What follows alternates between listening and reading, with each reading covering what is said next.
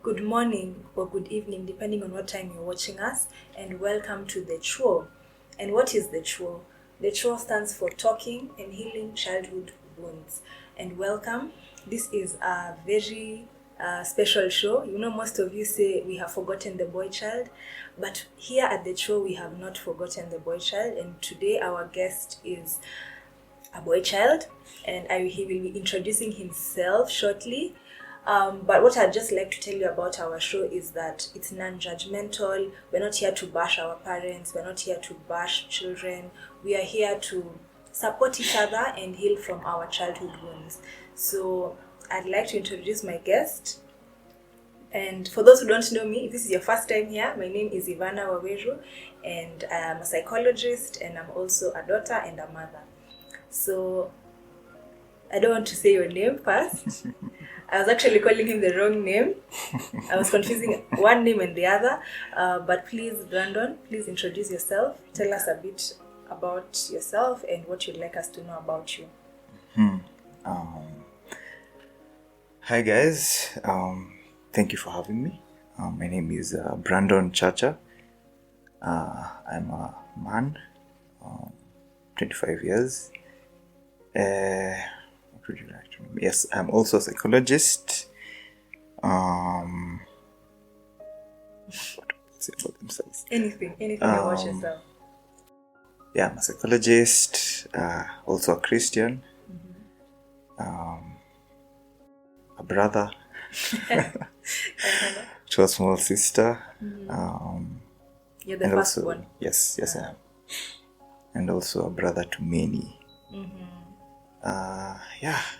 I think shortly I'll say I'm a very passionate and expressive person, unless it's negative emotions, which I will not express. But I tend to think critically about a lot of things. But the outlier of that is the love I have for people. I've been called naive so many times. There's times when nimesimama tao kusikiza sitaki kuita chokocho, but that's the word people know. Just someone just stop me and I'll give them time of day. And it's helped a lot of people, but also maybe masimu mingi. So it's a balance. But yeah, I tend to wear my heart on my sleeve, literally.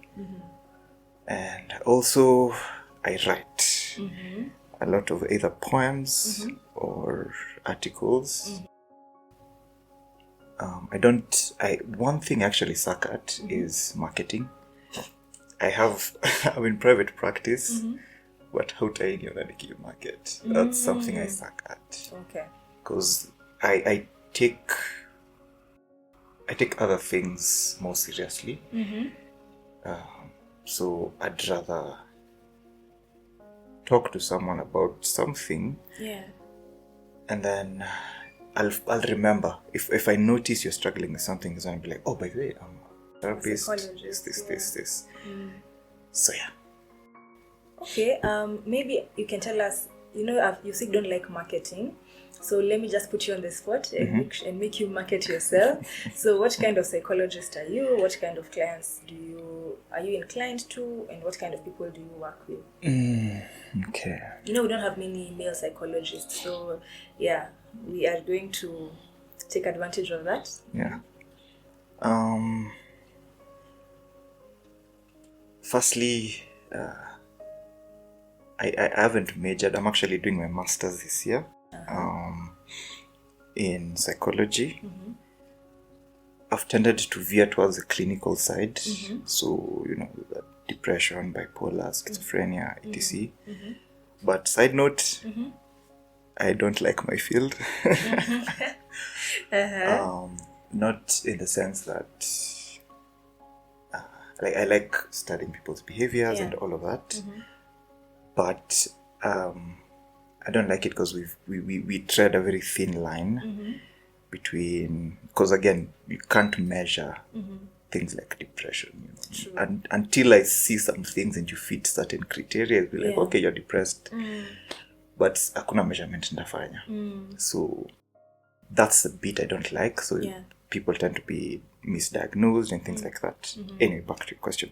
So I'm more clinical. So, depression, bipolar, schizophrenia, then psychosocial issues, anxiety, all of that.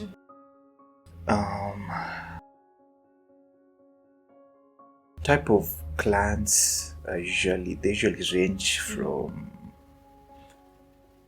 17 to the oldest is 60. So I've done family therapy, couples therapy, adolescent therapy. I don't do child therapy just to beat children. I'm joking. I do teach children at church. So, but that's my... Okay, your scope, eh? Yeah. Okay, that's nice to know. So the next question I have for you is, what football team do you support and why? Manchester United. I'm an avid Manu fan. Yeah. I thought Manu fans are very rowdy and loud. Or am I wrong? Most of them. But I'll say recently, I don't say Kenyan fans or wameanza kupik that naomi ya wazungu, but we weren't that passionate, if we're being honest. But you see UK, they're very passionate about their football and all of that. Yeah. I'm not rowdy when it comes to football. But let me say, you yenye Manu fans uko nayo, I definitely do have it. Uko nayo? Yeah, so if I'm explaining to someone, you'll tell. Like, okay, clearly you're a blind Manu fan, that sort of thing. Okay, anza kuongelea football, you can see the ego somewhere. Yes. Okay. That explains it. For me, I'm not a football fan as such, so I have supported Arsenal before because my friend was supporting Arsenal, and then I started supporting Chelsea because I realized the people in Chelsea are, wametulia. So mine is not a decision of the team, it's more of a decision of the way those supporters behave. So I kind of support the team because of the kind of supporters they have. Okay. So catch me dead supporting Manu because I find Manu fans so rowdy and egotistic. I'm like, they have enough already. I don't have to support them. So anyway. What do you have to say? You seem like you have something you want to say. The reason other supporters aren't as rowdy is because hawajashinda kitu. So Man City fans have won, yes. But ni pesa. Honestly, it's ni pesa. So yeah. Acha tuachie hapo because we're not a football commentary. So the next question I have for you is for you to give me or never have I ever. We're gonna do a never have I ever parent edition. So things that have never been said to you or things that have never been done to you. I think you should start. Then maybe I can tell you mine as well. Right. Never have I ever. So, never have I ever gotten a sorry from my mom. Yeah. Haven't we not They can tell you anything else but not sorry. Yeah. So what was her way of saying sorry? Let's say she feels like she's wronged you. So what would be her equivalent of saying sorry?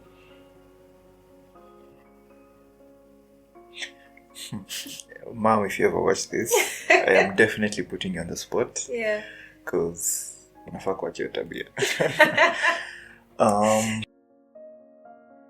She doesn't really have... Okay. So, my mom isn't the type of person to say... Definitely she won't say sorry. Unless it's something obvious like... amekumwagia mafuta kwa mkono, genuinely something physical like that. Injury. Yeah. Yes. But she usually does this thing where and I usually try a lot not to psychoanalyze my own mom. But she usually does this thing where she'll retreat to be strong-headed. So when she knows clearly I'm in the wrong here, and I already go authoritative. I'm your mom, that's why.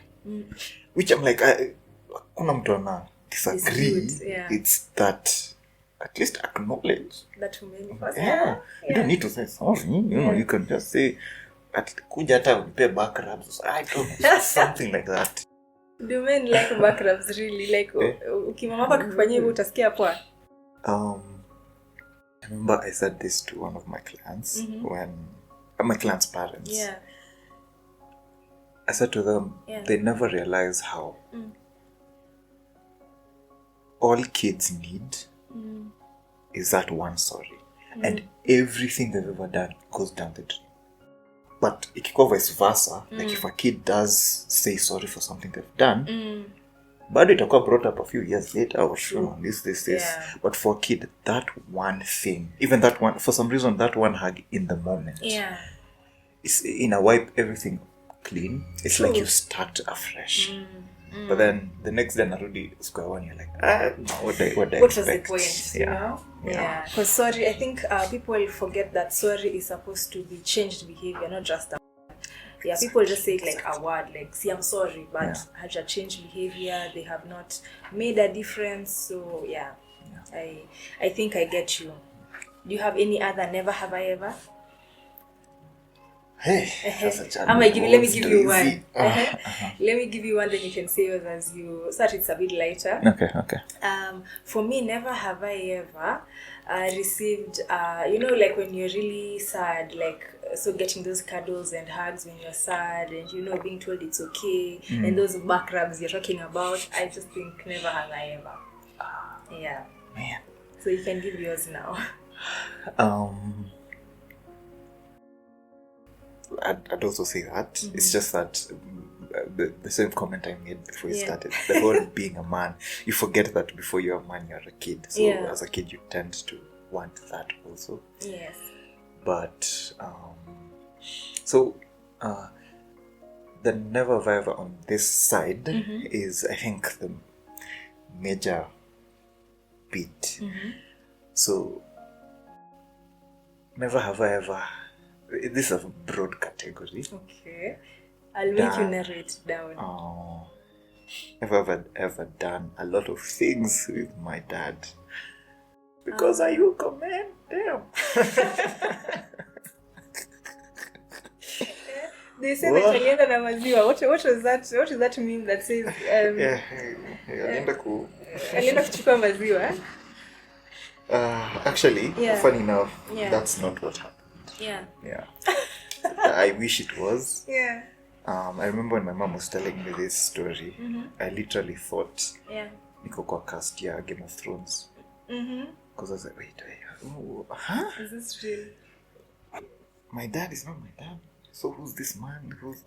So okay, then those and then it becomes this thing where you're like, okay, apparently dad can't even see you. It's a lot. It's funny, but it's a lot. What's funny about it? What is it that he was not there, or are you comfortable sharing what the scenario was, even if it's in shallow way? So I'll give context. And again, let me just give a disclaimer to my mom. Yes. Because we understand jonga. Aki usimnyonge. Let's try to help other boys out here. So my sister and I are step siblings. And my dad, well, my biological father, who used to meet. So the one staying with was my sister's dad, who to me was just equaled a dad. It was as simple as that. But of course I noticed, you look at yourself in the mirror, you look at this guy like, bro, all this. Obviously, wesi kutoka kwako. So I think why I say it's funny is because from a very, very early age, I've always liked books. And I remember, I think it was in second year, that I've forgotten the unit we were doing, psychology. And kulikuwa na delusions of grandeur. The what? Delusions of grandeur. So it's basically someone who thinks they either have powers or they are the main character to the point where any supernatural thing that happens is centered around you. So I remember when our lecturer was talking about that, my girlfriend at the time was looking at me like, yeah. And I was laughing because I know, I'm aware of that, but I don't call it that. I think it's one of the ways I've maybe coped, let's say. Because when I noticed all of these things, family-wise, I was like, look, I have a smaller sister. Siwezi anza panic, go off the rails, what not. Though, the chief of psychiatry, while I was working with the military, said to me, you have psychopathic traits. And that's interesting. And it's because of how I could separate my emotions when dealing with some clients. And also how some cases were interesting to me instead of being, emotionally taxing. So we go, hey, okay, Kali, twitch, but I had to do that because, again, I had to look after my sister and also, to be honest, after my mom, which I didn't like. So the whole funny thing was because, humor is like the best coping mechanism. So that's where it's coming from. Kenyans think humor is the best coping mechanism. They just look for ways to laugh about everything. It's very funny. That's the funny part, but it's not funny. So when you say delusions of grandeur, just explain to us. Take it to. You told us, you even told me you're clinical. So just take it a notch lower. I'm those, simplistic psychologists. I want to bring everything to the level of everyone. I think because of working with children. Yeah, that's true. So maybe you can break it down for us. Even the psychopathic thing, because I think when someone says that to you, it's a very heavy allegation. But I believe you might not have been psychopathic 100. It's not 100%. It's just maybe traces of it, and then they say, okay, fine, you're psychopathic. But what was it that came up like that? Okay, so I thought with delusions of grandeur. So basically, I'm sure you've seen all this main character energy, all of you, Fala. That's delusions of grandeur. But in a clinical sense, it's usually found in people with schizophrenia. So nikujisikia, like what is it? For some people, it's kujisikia, and for most people that's a coping mechanism because they don't know what else to do. And protecting themselves, Exactly. And then there are people who it's a symptom, sasa. It's not that's how I see myself. So that it's these people who the best clinical example is someone who comes and says, God has been talking to me. And, okay, I'll give the best example I ever got was there's this guy who was suffering from bipolar.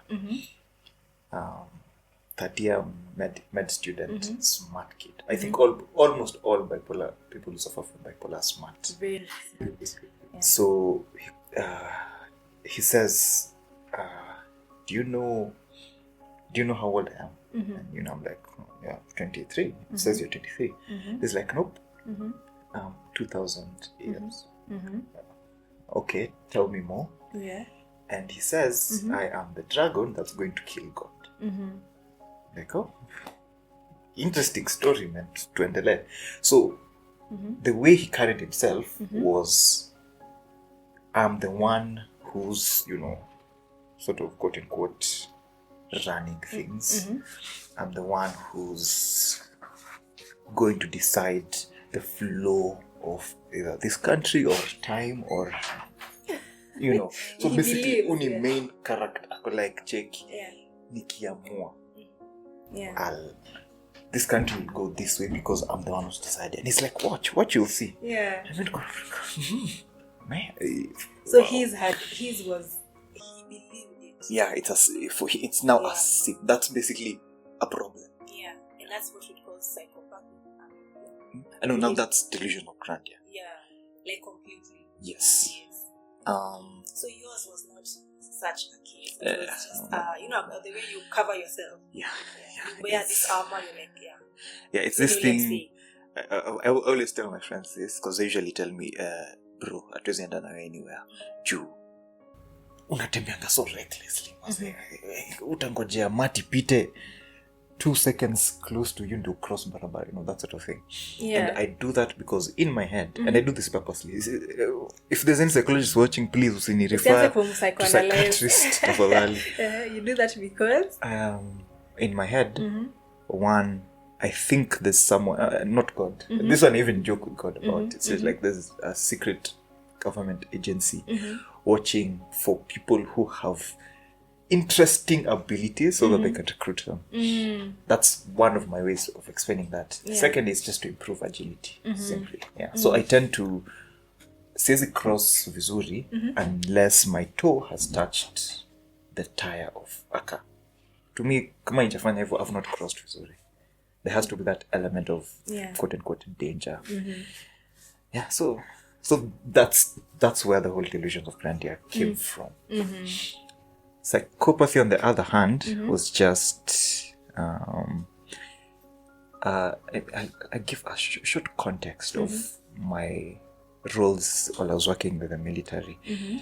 Aside from seeing, of course, our splendid soldiers and all of that, I was also given the task of going to debrief either soldiers or family of soldiers. So that involved me going to see the dead bodies, confirm the state they're in, find a way to explain how that body is to the family so that they don't start doing the thing they do. Which thing do they do? Some of them, of course, the best thing to prevent is now things like nightmares. Because ukiona mtu uso sijui iko disfigured sijui kiaje, it's going to be a problem. True. But also closure. So by the time tunakuja kuona this dead person, they don't believe they're gone. So they'll try wake them up, do all these things and any. So I have to try and close that gap. Yeah. So my colleagues would give me that role because for some reason I never cried because they'd say si tunaenda kusaidia watu but pia sisi tunaanza kulia so tunashinda kuwasaidia. I never cried. That didn't mean I didn't have emotions. It's just I could separate the two in the moment because it is needed. But then also when we were doing ward rounds and we'd see specific patients with specific symptoms, I'd be like, that's taking notes. That's interesting. I wonder why he's doing that. It raises curiosity, not alarm. Yeah. So that's why she was like, you have some tendencies of psychopathy. Yeah. Interesting. So you feel like it came from that situation at home, from you trying to make yourself maybe more bigger than you felt you were? Probably. I don't know. Probably. Sometimes I usually just say also. It's just thanks to my genes because my mom is really smart. That's part of where the whole authoritative things.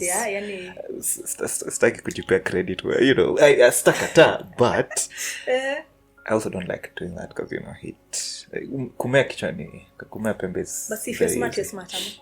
True. But sasa nikisema so unaona sisi nimesema. Yeah. So okay, so that's interesting. So have we finished the never have I evers? Yeah. I think we went way into something different. But maybe is there before we go for a break and maybe do the next part, what would you say is your best childhood memory? Which ones are your favorite? Like maybe your top 3 best memories when you were a child? Top 3. I'd say, I think any time we'd meet with the boys to play PS, that was always beautiful for me. Anytime, you notice how none of that involves parents. Your parents? Anytime we'd meet with the guys to play football. So your friends, your peers? Yeah. And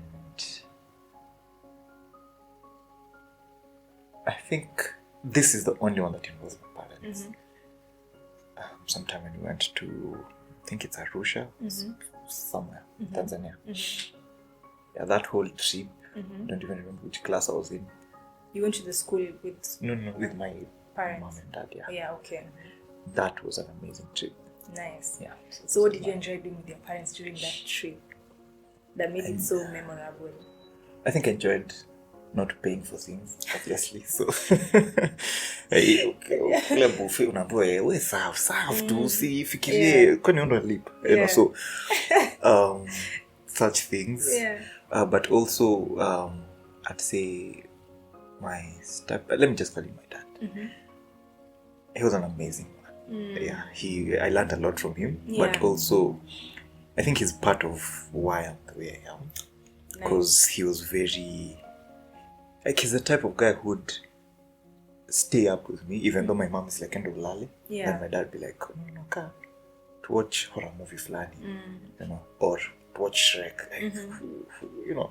So when we were there, he's a fun guy. You know, would play, things like that. That's when I learned my mom can't swim. Sorry, mom. She's never learned to, by the way. So, yeah. Yeah. I love you, man. Like, with the love, though. Yeah, so it was fun. And then also just my mom being... She, in those circumstances, she became a mom. You'd see the love she have, you know. She'd ask you things, etc. Yeah. Okay. Maybe just one more thing. What are the things that you think would make you want to be a father from your experience as a child? Or do you even want to be one? Maybe that's... Father wa church, Father? Father wa church. Si father wa church. Father wa watoto, wa baby. Do you want to have children and a family? Yes. I hope... those things that encourage you or inspired you to want to have your own family? Most of it comes from the kids I teach in church. If there's a soft spot, me mtoto anaweza niua, because of how I love those people. Like they're annoying. You stakata. They're annoying. When there's 0 to how many? I'm at 0 to 1. I don't know. Yeah. It's just a headache. That I agree. Yeah. But the joy of even just holding my sister, you know, sometimes I tend to think, but not entertain the thought that probably it's the whole nurture thing and you miss, and I'm sort of trying to emulate and all of that. But it's a genuine love for children. That is what makes me want to become a father. Okay. Yeah. Thank you so much. I think we'll pause it for our audience and make sure they watch part 2. So we end part 1 here, and please join us for part 2 as we continue getting to know Brandon, who I was calling Brian for the longest time, and you only corrected me after I called him Brian for so long. But yeah, so please join us for part 2, and thank you so much.